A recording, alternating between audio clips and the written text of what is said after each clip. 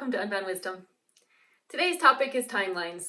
Specifically, what things might we be doing in our life right now that are holding us back from stepping into our highest and best timeline, which is in effect stepping into the highest and best versions of ourselves. So to start with, I want to acknowledge that timeline is probably quite a buzzword right now. At least that's how it feels to me. So I wanted to give you a quick definition of my current understanding of what timelines are. To me, timelines are infinite possibilities that arise due to us exercising our free will as human beings. We have free choice in this lifetime. Though we incarnate with a blueprint of what our soul is hoping to accomplish in this lifetime. We may have certain growth that we want to establish in this lifetime. We may have certain lessons that we're hoping to learn. We may have certain karma that we're trying to clear. And we also may have certain goals of what we want to contribute to the collective on a soul level. And we have that blueprint when we incarnate. Yet we are allowed our own free human will to make decisions that either are in alignment with that blueprint or they're not. So that's where timelines arise. And I kind of think about it as maybe like Siri. If you're driving in your car and you have Siri on telling you which direction to turn, maybe you missed your first exit and then Siri redirects you. And then you keep driving and she says, redirecting again, take the next right. And then she says, redirecting again, take the next right. She's always consistently trying to guide you back onto that path. So I kind of think of our guides or our higher self or the little intuitive hits that we get throughout the day. I kind of think of those as the Siri of our soul, because they're always trying to nudge us back onto that path. But it is up to us whether we listen to those nudges or not. So their main goal, our guides and our higher self, their main goal is to make sure that we do fulfill what we are here to fulfill. We learn what we want to learn. They're very aware of what our plan is. And they're always continually trying to nudge us back in that direction, right? But what can happen is, as humans, we do have that free will, and we can continually ignore Siri when she says, take a right, take a right, take a right, and you don't take a right. And somehow you end up 15 miles down the road before you have to finally realize what's going on, and you have to flip your car around and drive 15 miles back. So we can make things a lot easier on ourselves by listening to those intuitive hits, by trying to connect with our higher self consistently, to trust in the breadcrumbs of the universe, right? All those instances that are trying to steer us onto our highest path. We can make it a lot easier on ourselves if we do that. We can also make sure that we are stepping onto our highest path by doing a few things that I wanted to cover today. So our highest, most potent, and most powerful timelines are achieved, first of all, by peeling away layers of conditioning, programmed responses, and expectations from society, from our own selves, from our upbringing. Really, it means just peeling back all the layers, all the false layers that we have covered ourselves with, knowingly or unknowingly, from this lifetime and from past lifetimes. It really means just bringing more of your own soul essence into your body and living from a place of self, which means from your higher self, right? As opposed to our conditioned human responses. That is the most important thing that we can possibly do to direct us onto our highest timeline. A really simple thing to think about is, how often do you use the word should, especially towards yourself? How many times is should said? If you think about the energy behind the word should, it feels so limiting, doesn't it? That would be a really big step to uncover some of the conditioning that you might have in your lifetime, in your life. Just really feeling into the word should and then being aware of how many times you use it on yourself. It could be a really massive clue to help you chip away some of that conditioning. So your soul, your higher self, your team of guides, they're well aware of what we want to experience and learn and how we want to expand in this lifetime. So they're going to continually redirect us back to the lessons. They're going to continually redirect us back, and it's up to us to pay attention. They will not solve our problems, however. They will only realign us with the situations that will be conducive to our lessons and growth, and in alignment with what our soul wishes to contribute in this incarnation. So you might think about your life. Is there a reoccurring theme, like a reoccurring issue that continues to happen over and over and over? I can think for myself, this is an interesting theme because I've just uncovered it recently. The theme of betrayal. I know that is, for myself, that is something that I'm working on in this lifetime. It is a soul lesson that I'm supposed to learn, because it has happened over and over and over again in my lifetime in many, many, many different ways, whether it's with friends, whether it's with ex-partners, whether it's with colleagues at work. The betrayal theme has continually showed up. It's continually showed up. And I know that I am supposed to be working on clearer boundaries and on self-love, because then it makes it less likely that betrayal can happen. That's me though. That's just a quick one that I thought about because it's it's something that I'm currently working on. But what will happen is, as I heal those wounds and as I work towards having healthier boundaries and embodying more self-love, that theme is not going to continue to reappear in my lifetime. It's only because I haven't learned that lesson quite yet that it continues to happen. So at the point where I've healed that, and it's already becoming a lot better, so much better, but at the point where I've completely healed that lesson is not going to resurface. So you can think about for yourself, is there a theme that continues to reappear in your lifetime? This could be a soul lesson that you're hoping to learn, and it could be your guides redirecting this lesson back to you, redirecting the lesson back to you, redirecting it back until you actually learn. And what's amazing is once you learn that, once you recognize and learn that, then those lessons don't reappear. So really, really, really looking, having an honest look at your life, and seeing what themes continue to reappear for you, what trouble keeps coming back to you, if any, what difficult times continue to come back to you, if any. Those are ways in which your guides might be pointing you towards learning this lesson so that you can move past it and get on a higher timeline, right? Your highest timeline, your greatest outcome, and your highest calling can be accelerated by consistently checking in with your higher self and connecting with source consciously every day, multiple times a day, and also cultivating a relationship with your guides, cultivating trust in your intuition, finding a sense of inner peace so that you can understand all the messages that are coming to you. Those are really important things that you can do to make sure that you are moving towards the highest timeline at all times.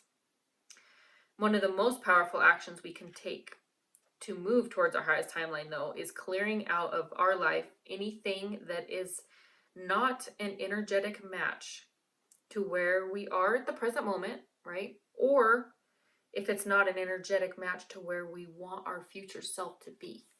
So this is really powerful. You can sit in meditation and you can envision what you want your future self to be. What do you want your future timeline to look like?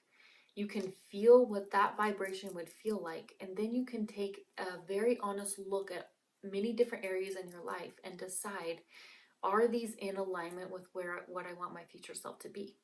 If they're not, it's a really good idea to fix it if you can, if it's possible, or release it. So that's going to be the bulk of the video today. Actually, that's the key topic, is letting go, right? Being able to let go of those things that are not in alignment with your highest timeline, or not in alignment with the future version of yourself that you want to draw in. Holding on to the past keeps us energetically chained to our current timeline.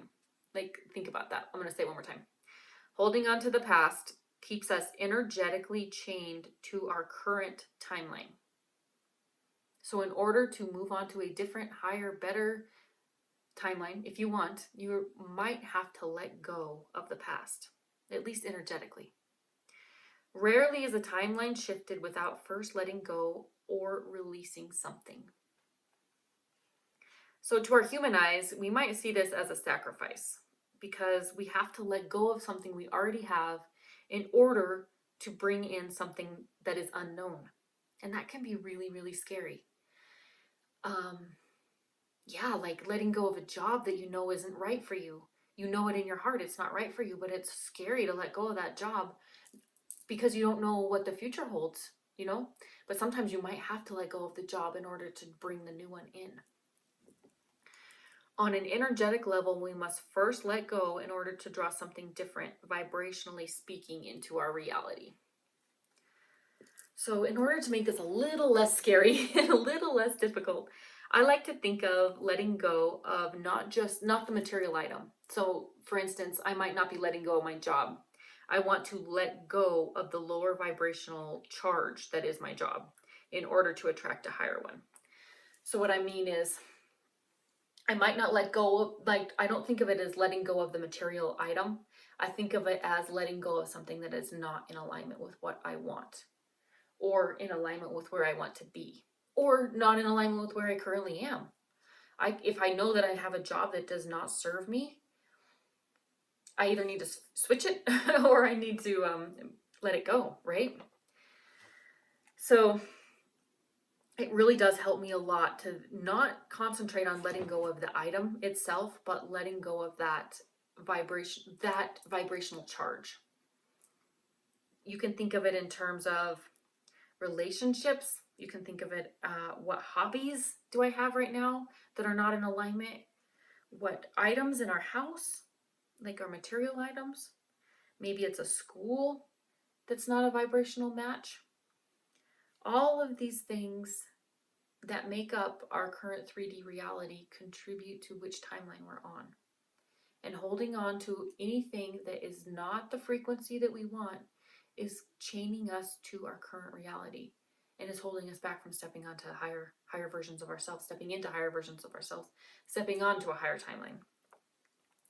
So don't think of it as the thing you're letting go of. Think of it as the frequency that you're letting go of. It makes it a little bit easier, in my opinion. So you can do this exercise if you have about a half hour probably. Take an energetic stock of everything in your life. And I have 5 different categories that you can consider.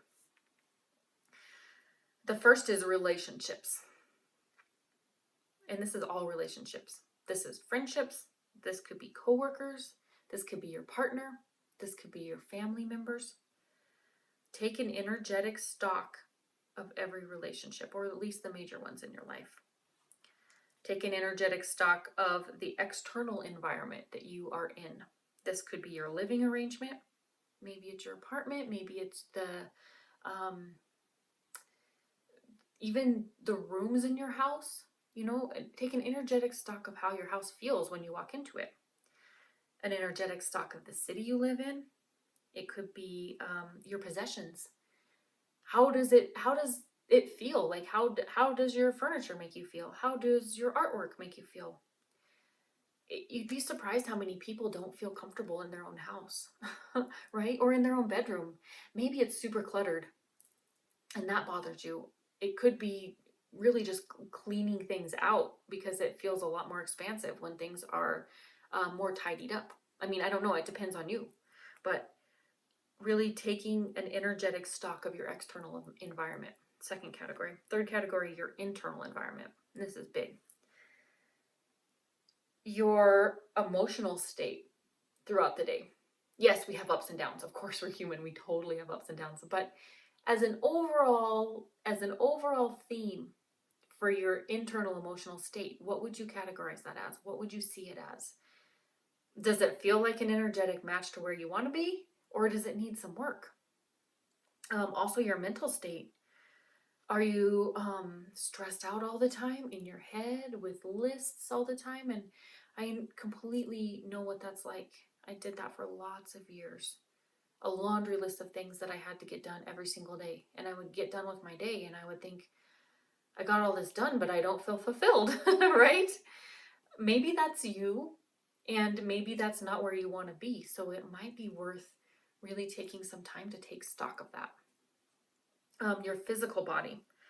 What is your current relationship with your body? And that's a difficult one for people too.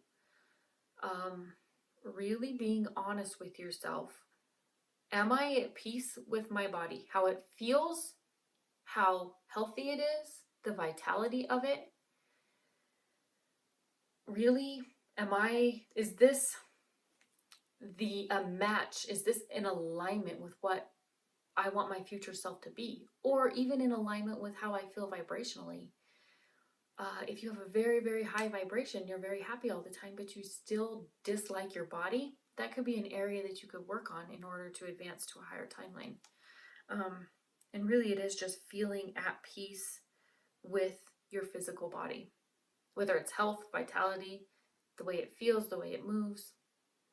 All of those things really do make a difference in what timeline we're on. And then the last category I had was your creation. And really, this comes down to, how do you spend your time? How do you spend your creative life force? Your work. What do you do for work? Is it fulfilling? Is it a vibrational match to where you're at or where you want to be? Your hobbies. The things that you do for fun. You know, maybe you think it's fun or it's supposed to be fun or it should be fun. But really deep down inside, you might look at it and think, you know what? This is not fulfilling. This is not fun. This is not a match for the frequency that I'm either at right now or I want to be on my higher timeline.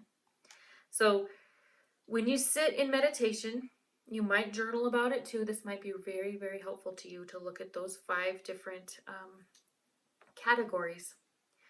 Get quiet in your mind and still in your body and feel into how each of them makes you feel. All those areas of your life. How do you feel when you think about them or when you bring them into your awareness? What does the energetic shift feel like in your body? So you start as neutral as you possibly can in meditation, and then you bring into your awareness, say, maybe I want to bring into awareness how my room makes me feel, my bedroom makes me feel. And I sit quietly in meditation, still body, still mind, and I envision my room. How does it feel in my body? That initial feeling is going to be your big clue. Your big clue to how much of a vibrational match is it for you. Do you feel expanded when you think about it, or do you feel constricted? Do you feel energized, warm, loving, joyous, excited? Can you feel your vibration rise when you consider whatever piece it is? Or do you feel a sense of constriction? Do you feel dampened? Do you feel depressed? Do you feel limited?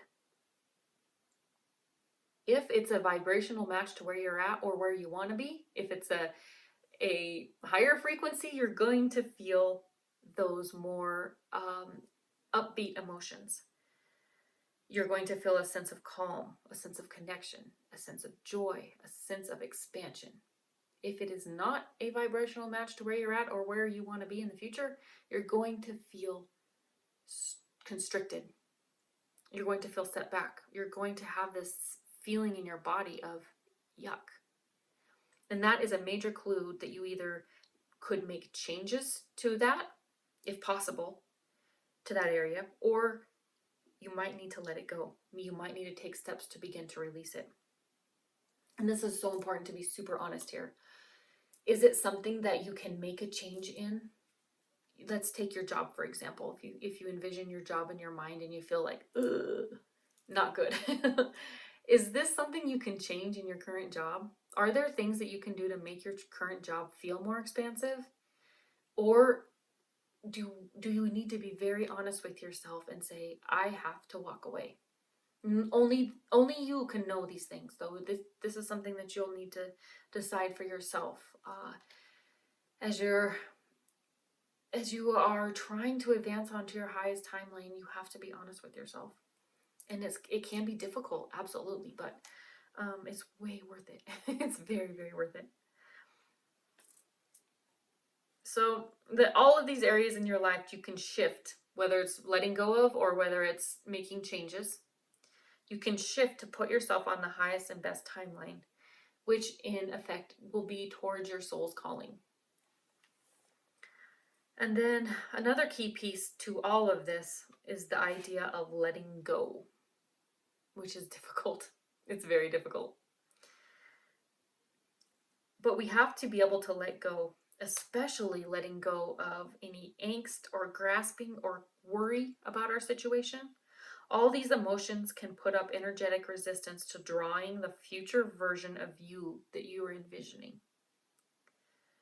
So know in your heart that that which is for your highest good will arrive by letting go and by surrendering to the knowing that Spirit will always deliver to you what you need when you are living in heart and soul alignment with your truth, and you are willing to follow the breadcrumbs of the universe.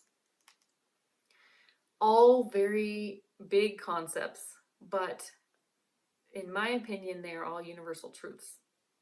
So being able to take an honest assessment of your life, being able to either make real shifts, real changes to those things that aren't in alignment, or being able to let go, to move away from the things that aren't in alignment, and then being able to surrender at that point, truly surrender, and let the universe bring to you what you are meant to have.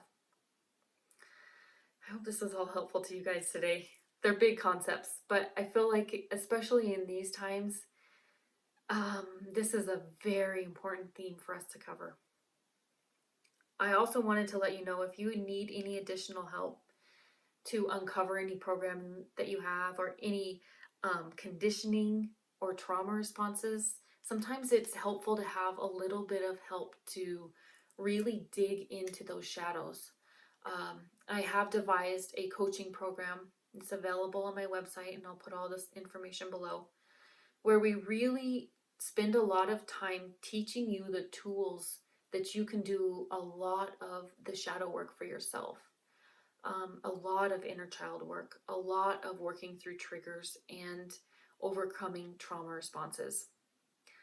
It's a 10-week course, and a big portion of it is focused on uncovering all of that unconscious conditioning that we all have.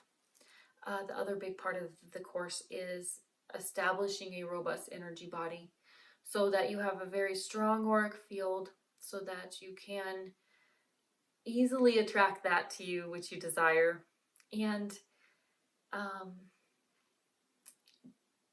the last piece of it that I feel is really important to mention is we really work on teaching you how to be able to connect with Spirit on your own. So learning to connect with your higher self, learning to discern what the messages that your guides are giving you are. All of these things I feel are so important to helping empower you. So if you're needing any help in that area, take a look at that coaching program. And if there's anything else I can do for you, please let me know. I'm always available. Until next time, guys, thank you so much for being here.